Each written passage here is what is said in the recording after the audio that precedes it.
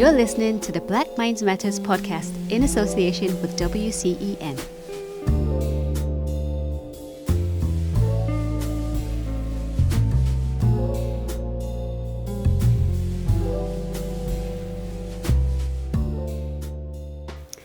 Hello everybody. I hope you're all well. You're listening to the Blackmindsmatter podcast. My name is Peaks and we are going to be doing this show, and the reason behind it, if you're just hearing it for the first time, is to raise the spirits and have a diversity of young voices that are currently not being heard. We're here to share the needs and experiences for people who are in the communities. You know, we're all going through something right now in this point in the world. We're all kind of on lockdown or whatever, we're all experiencing these kind of things together. So getting community voices, getting people who are still working on the front line maybe, people who are working in restaurants, if you're an artist, musician, whatever it is, this is going to be your platform and we want to give that voice to you. And we also want to share that kind of knowledge as well, so we all kind of come away from it with a little something. So I'm not here by myself, I'm also joined here with my studio engineer, if you want to come in. My name is Mr. X. What's good? So I'm just here making sure everything's all good and making sure everything works accordingly. But occasionally from time to time, you'll hear me throwing my 2 pence just to kind of like maybe just ask a couple of questions, or maybe, you know what I mean, play devil's advocate from now on. So yeah, that's my job. So our guest today is going to be Solei. She is an integrative counsellor, a referral coordinator, and a singer-songwriter. She's a very super talented lady. So, Solei, are you with us? Hello. Hey. Hi. What's good, Solei? Hey, by the way, that's a sick name, by the way. That's a nice name. It's actually French for sunshine. Oh, sunshine. That's exactly what we need right now. Yes, exactly. we do. Everyone needs the sunshine in their life. Absolutely, absolutely. Well, listen, you're about to bring that sunshine in this podcast. I can feel it. All right, so just a little bit of background. That's a lot of job titles, as Mr. X just said. So if you can give us a bit of a history to what it is that you actually do, from getting back in the day to up to this kind of present moment. Okay, so, well, I'll start with the music first, because initially that was kind of where I started out. I always had a full-time job, but I also did music, as you know. Yes. Was in a girl group. We have a little bit of history, people, but, you know, we'll maybe get into that later on, but I'll let you carry on. So I was in a girl group, wrote music, and that's where I made my musical connections. Music's always been a strong passion for me. I've always found it a way to release creativity and stress and things like that. And then I was working alongside that in mental health, children's mental health. So I started off there as a receptionist, and then I trained and worked my way up, and now I'm the CAMS Access coordinator. So what I do here is I receive the referrals that come from various organisations, school, GP, surgeries, other professionals, and I'll screen the referrals and then I'll pass them on to triage. They'll then screen them further and then send them back to me, and then I'll pass them through the pathway. So whether we accept them or whether they're to go to another service like the Tavistock or Young Minds or somewhere like that. So that's basically what I do here. And then I also have a private practice where I am an integrative counsellor, and I basically counsel adult carers. I basically counsel adult carers. That's close to my heart because I have always been an adult carer as well for my mum, who's got a heart condition, and my dad, who's got mental health issues. So I kind of feel like I've just flown into this field, but also have that creative side still, which I'm still into at the moment. So watch this space for those kind of things. Wow. Oh, my goodness. Yeah. Wow. Do you actually have any spare time? You can. Yeah. I mean, that's quite amazing, because you obviously, you are still quite a young lady as it goes, but there's a lot there. So basically, how did you get into it because of your, like, to do with the health kind of part of your business? Did you get into it because of things within your family, or was what was the inspiration behind that? Yeah, probably, to be quite honest. I mean, when you grow up with a dad who's got a mental health issue, I mean, it's always been normal for me because obviously I don't know any different. But, having those kind of professionals around, because my dad was unwell a lot of the time and spent a lot of time in hospital, it kind of did make me see the world of mental health and want to get into it. And initially, I wanted to be a psychiatrist. When I Right. was younger, I wanted to be a psychiatrist, but then I saw how much time that takes, and I just didn't have the time, being a carer at the time, being young, and I just wanted to have fun as well. So I didn't take it that seriously. So then in the last 7 years, I studied, and I basically, you have to, in order to become a counsellor, you have to do a certificate first. Which is basically about your communication and things like that. And then you have to do your diploma. So I did my diploma in therapeutic counselling. And now I'm thinking about whether I want to move forward with that and get into family therapy or stay where I am. So, yeah, it kind of did motivate me to want to get into it. Wow. Wow, that's really good. I mean, may I ask basically what's your parents' heritage, where they come from? Okay, so my dad's Jamaican and my mum's from Guyana, which is in South America. Wow, okay. And Yeah, so yeah. busybody. So okay, Yeah. let's do a before and after. This is obviously Okay. what you've been doing for quite a while, some time now. Yeah. But Hmm. since the events now that have happened worldwide Yeah. based on this outbreak and virus now, how is work now, and I mean, tell us the difference between when before Before. and after. Is there a And after. difference? Is there challenges and stuff? There's a big difference. Obviously, everything face to face has had to be cut off. So Wow. now, with I'm actually at work Was that now. So immediately? it took a few weeks. So I'd say the last 2 weeks specifically, there have been no face to face contacts. So I work in a multidisciplinary team, and like I said, I'm at work now because I've got a few things to finish off. Right. But it's kind of like we're still doing telephone consultations. They're still doing their sessions with their patients because they work with children and adolescents on the telephone. The psychiatrists are still having to prescribe. So, receptionists are still having to be in the clinic so that people can come and collect their prescriptions. But there is literally no face-to-face contact. In my private work that I do, I don't have face-to-face contact. I'm using this app called Zoom. I think everyone's Okay, using yeah, it we've at heard the about moment. that. I think a lot Yeah, since this has happened. yeah, exactly. So I'm using that to do my sessions at the moment, and it's working quite well. But I do miss that interaction Yeah. because that's the whole part of therapy. Sitting in a room with someone and that presence. It has an impact. So not being able to have that, it's kind of it's strange, but Yeah. yeah. And I How feel like did everyone. your. Sorry, go on. Sorry. I was going to say, and I just feel like everyone's anxiety is heightened at the moment. I was gonna say, I mean, because when you're kind of in distress or whatever, you want to see somebody. How Yeah. is your kind of patients, and how have they been impacted, and what was kind of protocol to let them know what was kind of happening? Because there may be people listening and they're thinking, what's all these changes to the service? So is there something that you can kind of Yeah. let us know what's the new protocol and how should they approach if they're trying to get help? Yeah.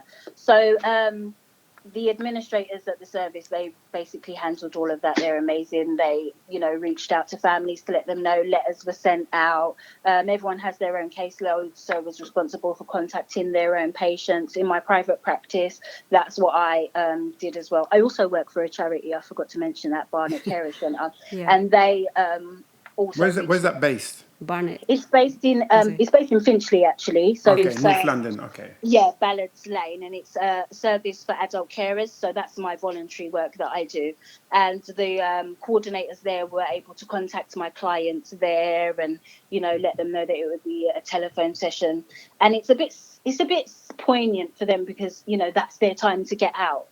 Otherwise, they're just caring for their clients, so their patients or family members or what have you. So they're kind of stuck inside and a bit low. Right. So I feel, yeah. So we're having our sessions still, just not in that physical way. And yeah, there is a somber element to the world, I feel, at the moment. It's a bit Absolutely. eerie. Is that from, so that's from the patients and from your workers? Definitely. What's the kind of sense, what's it like, with your workers now? Do you guys have different kind of conversations now, or is there different kind of protocols in work as well? Do you have to do social distancing and all that kind of stuff, or? For me, I see no one, which is why I'm here on a Sunday, because no one's here. Because obviously I care for my mum, Right. and she's one of the high risk people because she's got end stage heart failure. So I can't risk giving her the virus, So I've had emails with my colleagues and my peers, and we do miss each other because it's different when you don't have that social interaction. Of course, yeah. It really, it's just really different. Everything's on the phone now, everything's at a distance, and it's just odd. It's just strange. It's not nice. Not a nice feeling.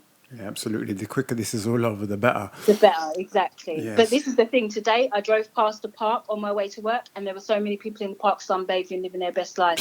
I was gonna say, you're like one of the few people who's actually working right now in the country and like in the world, because you are on the kind of front line.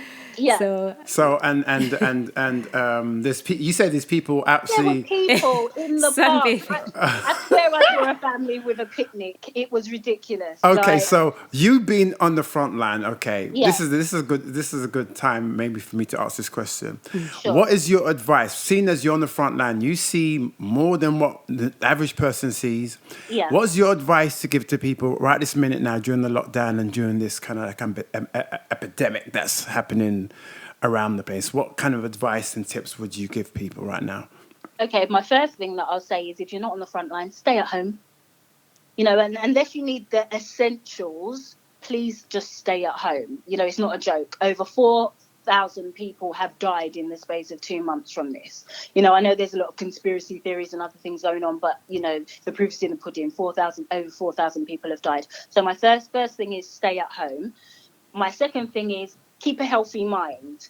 This could be a time for you to really sit back, reflect on your life, what you're doing, and write a plan. Start a business. Do something constructive, Creative, yes, absolutely. Learn the language. Write some music. Start a journal. It's really a time. I feel like we're slowing down because we needed to slow down. It's a time for reflection. It's a time to keep your mind active and just focus on the things that mean things to you in life. Don't look at it as just a window to sit around and do nothing and be idle. It's really an opportunity to be able to get a handle on things that you want to do in life and start getting the ball rolling. That was some good advice, by the way. I mean, even I'm taking some of that as well. You know what I'm saying?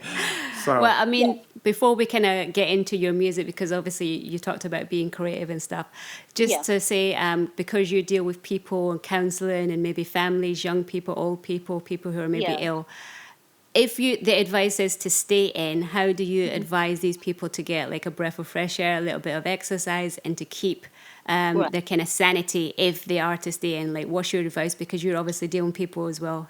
From your counselling perspective, you'll know what their concerns are. Of course. So my advice is you can go for a walk. We know that the government has said up to an hour a day of exercise is fine. So, do that.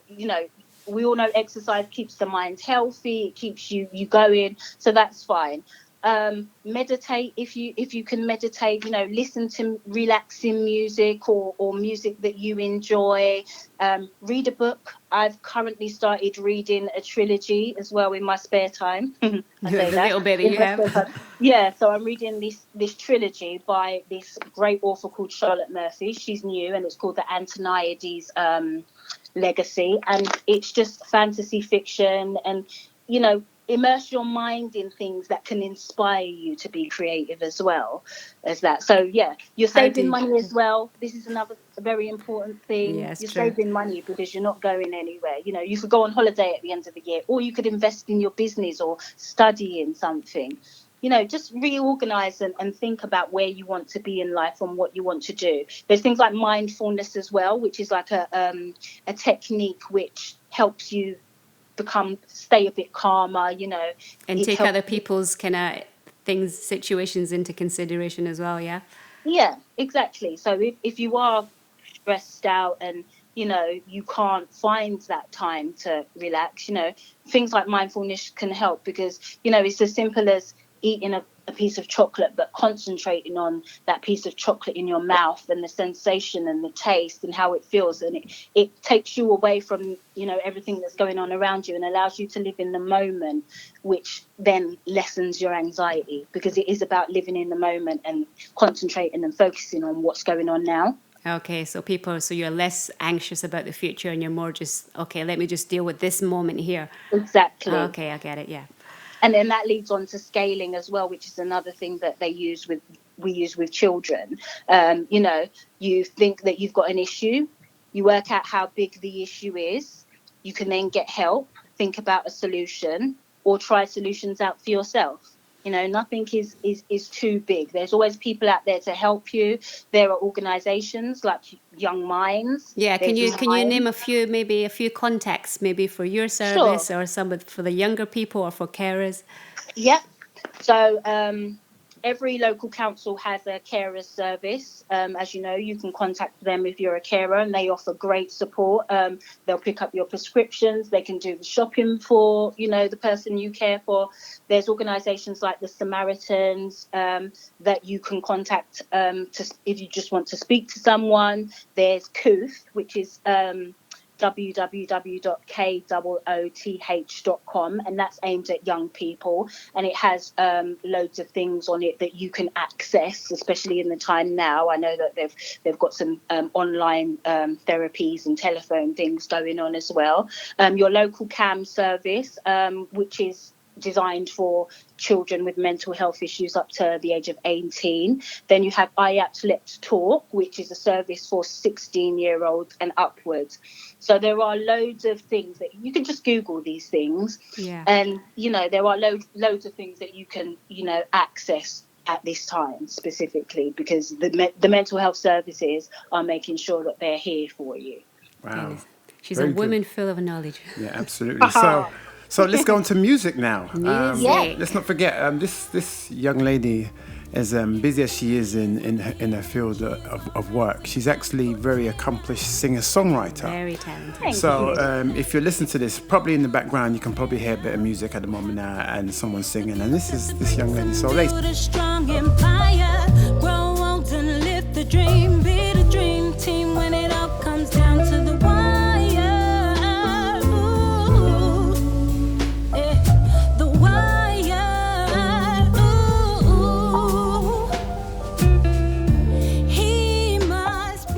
Tell us basically what your current kind of works are now, if you're still doing it, that is. What's the current stuff that you're doing? Have you got any tracks out, or you're looking to do any tracks out, or is it just simply something that you're just doing at home at the moment?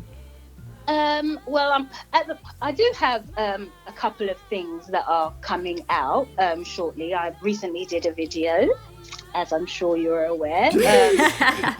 How would he be aware? Can you explain to us what's going on? Well, let me jump in just now, basically. Anyway, Solei, actually, myself and Solei have been working behind the scenes, basically.